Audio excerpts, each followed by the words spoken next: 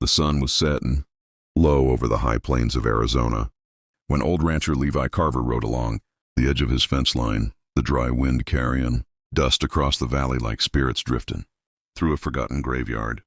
And for the first time in years, he felt the weight of the land heavy on his shoulders. For this place, Carver Ranch, near 40,000 acres of cracked earth and stubborn grass, had been his father's pride, his grandfather's battlefield, and his own chain he'd dragged through a lifetime of wars both inside and out. Levi had always lived by the creed that a man protects what's his.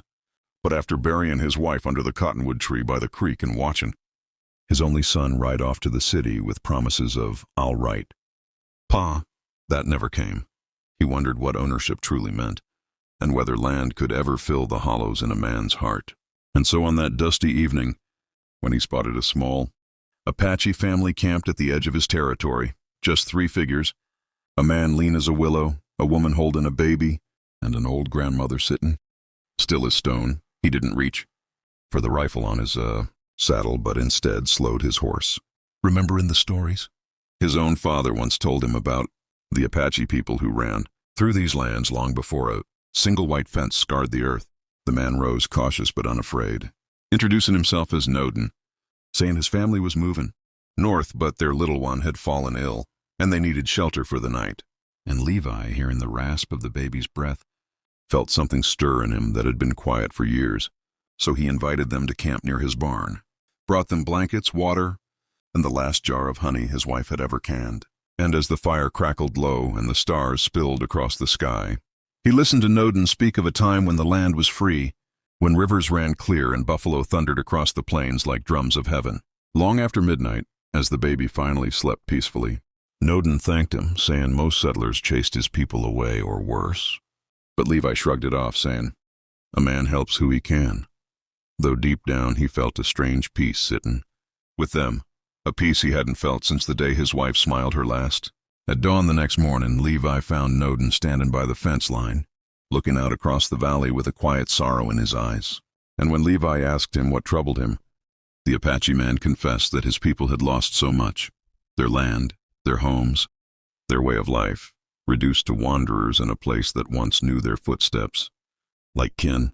And the rancher, hearing that, felt a truth he had ignored for years, that this land was never truly his, only borrowed for a short breath in time. And without thinking, without hesitating, he spoke the words that would change everything. "Take it," he said simply, gesturing to the southern valley, near 500 acres of good soil and the creek his family had always depended on. "Settle here. Raise your young. Let the land remember your people." Again, and Noden stared as if he'd heard thunder from a clear sky, asking why a white rancher would give such a gift. But Levi answered with the honesty of a tired soul, "'Cause a man who's lost almost everything has no right to hoard what others need to survive." Noden's eyes filled with tears he tried to hide, and when he accepted, he vowed his people would honor the land, protect it, and remember Levi's kindness for generations. But what Levi didn't know, not yet, was that the Apache had a tradition. When a man gave land, trust, or protection in such a way, the tribe came to honor him properly, not with words but with presence. And so as the first light of dawn crept over the horizon and Levi returned to his cabin, thinking the matter done, thinking he'd simply helped a family survive, the distant hills began to hum with the low, rhythmic beat of drums carried by the wind like a heartbeat approaching, and the whispering wind grew thick with the scent of sage, and shapes began to move in the far distance, shadows at first, then silhouettes, then riders cresting the ridgeline, dozens, then scores, then hundreds, the entire Apache tribe drawn by the news of what Levi had done. And as the sun rose full and the golden light spilled across the plains, the rancher froze on his porch, his breath catching as he realized they were coming not to take the land, not for revenge, not for conflict, but for him. And as the thunder of hooves shook the very earth beneath his boots, Levi Carver stood alone, unarmed, bewildered, unaware that by dawn's full light, his life would change forever in ways he never could have dreamed.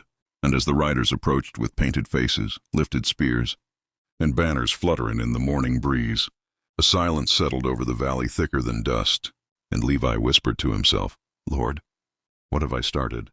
Before the lead rider, an elder draped in eagle feathers, lifted his hand in greeting, his eyes warm with honor and gratitude, and the rancher didn't yet know that this sunrise would be remembered in Apache history as the moment a lonely white rancher returned, a piece of the world, to the people who had been robbed of it, a moment that would bind him forever to the tribe whose entire future was riding toward him.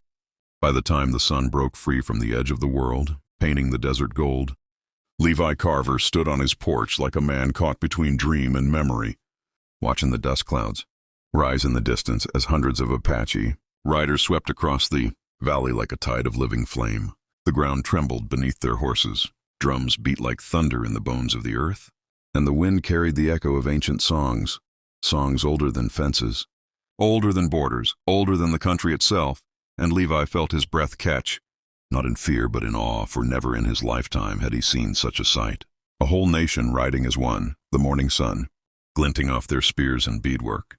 As they approached, Noden rode at the front, no longer the quiet wanderer from the night before, but a proud warrior of his people, his posture straight, his eyes fierce, his voice steady as he introduced the elders who dismounted before, Levi, men and women, wrapped in ceremonial cloth, feathers braided into their hair, paint brushed across their faces like the lines of forgotten legends, and one elder stepped forward, leaning on a carved staff, his voice deep as canyon stone as he said, "White Rancher, the land remembers your kindness. So do we."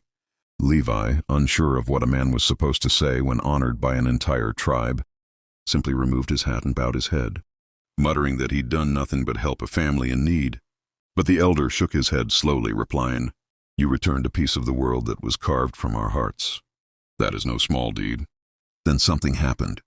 Levi couldn't have predicted. Hundreds of Apache riders dismounted in perfect unison, a wave of movement like falling water, and the entire tribe stood in silence before him, heads bowed, hands over their hearts, offering him a gesture older than any language he knew, a gesture reserved only for warriors, chiefs, and men who had saved the tribe in times of great darkness.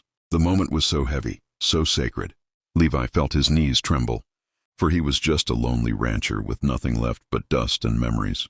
Yet here these people stood, honoring him as if he had handed them the sky itself. After the silence broke, the elder spoke again, declaring that the tribe wished to bless the land Levi had given, to protect it, and to honor his name, so it would never be forgotten.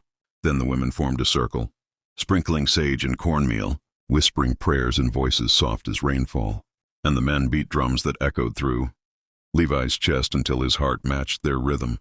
And the old grandmother whom Levi had helped the night before took his hand, pressing a small carved stone into his palm, a stone shaped like an eagle, symbol of guardianship, and she said, "Now you walk with our people, and our people walk with you." Levi, a man who had not cried since burying his wife, felt tears sting his eyes as he whispered, "I ain't worthy of all this." But Noden smiled gently and answered, "A man is worthy when the earth itself speaks for him." Then a feast was prepared, meat roasted over open flame, corn ground by hand, bread baked beneath hot stones, and Levi sat among them, sharing stories, laughter, and the warmth of a family he did not know he still needed. By midday, the tribe had built the first frame of a home for Noden's family along the creek, marking the beginning of a new village that would rise from the ashes of history, and Levi watched them with pride, feeling for the first time in years that his land carried purpose again. When the sun dipped low, casting long shadows across the valley, the elder approached Levi one last time and said, "Your kindness lit a fire that will burn through generations. You have given back land, but more than that, you have given us hope."